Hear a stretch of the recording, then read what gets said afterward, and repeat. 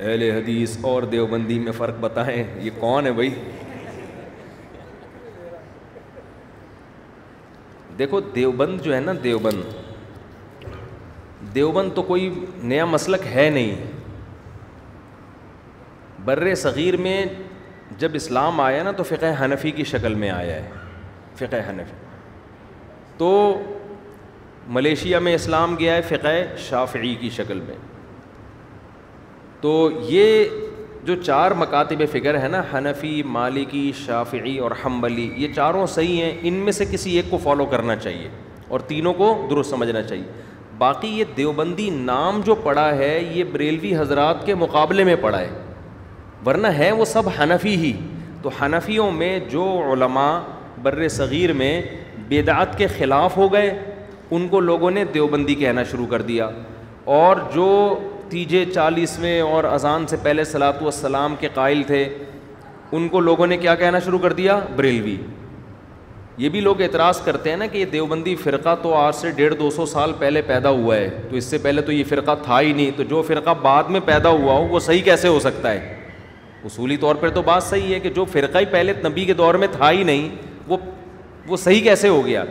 تو خوب سمجھ لیں، نہ دیوبندی تھے نہ بریلوی، حنفی تھے.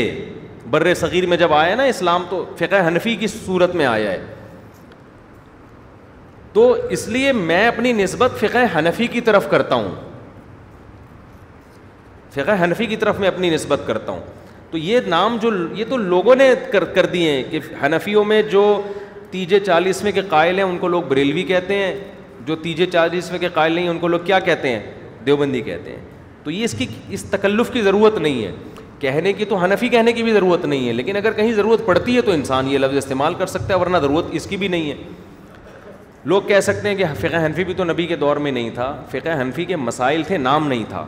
جیسے مصحف عثمانی کا نام نہیں تھا نبی کے دور میں، مرتب بعد میں ہوا ہے، مگر مصحف عثمانی نبی کے دور میں موجود تھا، مگر مرتب کس نے کیا؟ حضرت عثمان نے. تو فقہ حنفی، شافعی، مالکی یہ سارے نبی کے دور میں تھے، ان کو مرتب بعد میں کیا گیا تو نام ان کا بعد میں رکھا گیا ہے.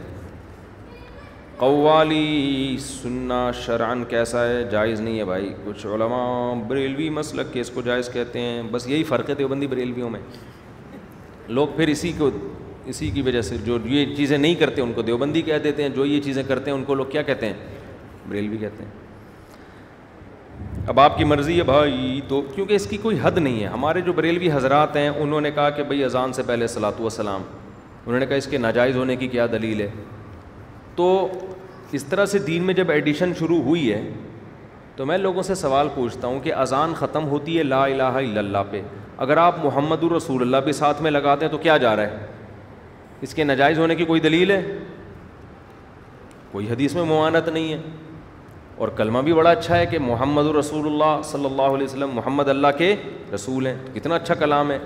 لیکن بھائی جو نبی سے جتنا ثابت ہے، اللہ اکبر پہ اذان شروع ہو رہی ہے، لا الہ الا اللہ پہ ختم. تو اس میں آپ کے لیے آسانی ہے. اگر آپ نے اپنی طرف سے ایڈیشن شروع کر دی تو بریکیں کیا ہو جاتی ہیں؟ فیل.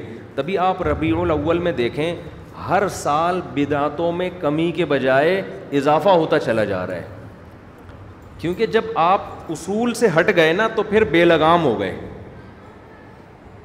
بعض جگہوں پہ تو عید کی نماز شروع ہو گئی، بعض جگہوں پہ کیک کاٹا جا رہا ہے.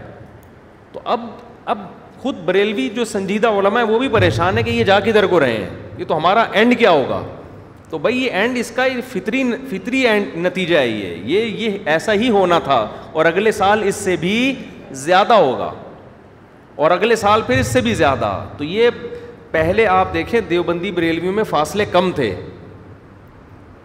پہلے فاصلے کم تھے، اب یہ فاصلے کیا ہوتے جا رہے ہیں؟ کیونکہ خانے وال تک اکٹھے آئے تھے، خانے وال تک انجن چینج ہو گیا، سرگودا والی گاڑی ادھر نکل گئی، لاہور والی ادھر نکل گئی. اب جیسے جیسے سرگودا والی گاڑی سرگودا جائے گی، لاہور والی ٹرین لاہور، تو فاصلے کیا ہوتے چلے جائیں گے؟ بڑھتے. تو وہ تو پھر بھی سرگودا جا کے رک جاتی ہے، یہ تو رک ہی نہیں رہے. تو پہلے تو یہ دیوبندی بریلوی ہندوستان میں ایک تھے، سب فقہ حنفی کو فالو کرتے تھے، ان کے اکابر ہمارے اکابر، ہمارے اکابر ان کے اکابر. تو اب کیا ہوا ہے کہ پھر جب جناب احمد رضا خان بریلوی صاحب نے کچھ چیزیں کہا کہ یہ ہونی چاہیے, تو جو ان کے فالوورس تھے انہوں نے وہ کرنا شروع کر دیں, ہوتے ہوتے پھر وہ اگلے اسٹیپ میں زیادہ ہو گئی. آپ آج سے 50 سال پہلے کے بریلوی حضرات کو دیکھیں اور آج کے دیکھیں, بہت فرق نظر آئے گا آپ کو. وہ کچھ نہیں تھا جو اب ہو رہا ہے, اور یہ فاصلہ بڑھتے بڑھتے اب پتہ نہیں کہاں جائے, کس انتہا کو جا کے رکے گا. نعتیں دیکھ لیں نا آج کل کس ٹائپ کی آ رہی ہیں نعتیں,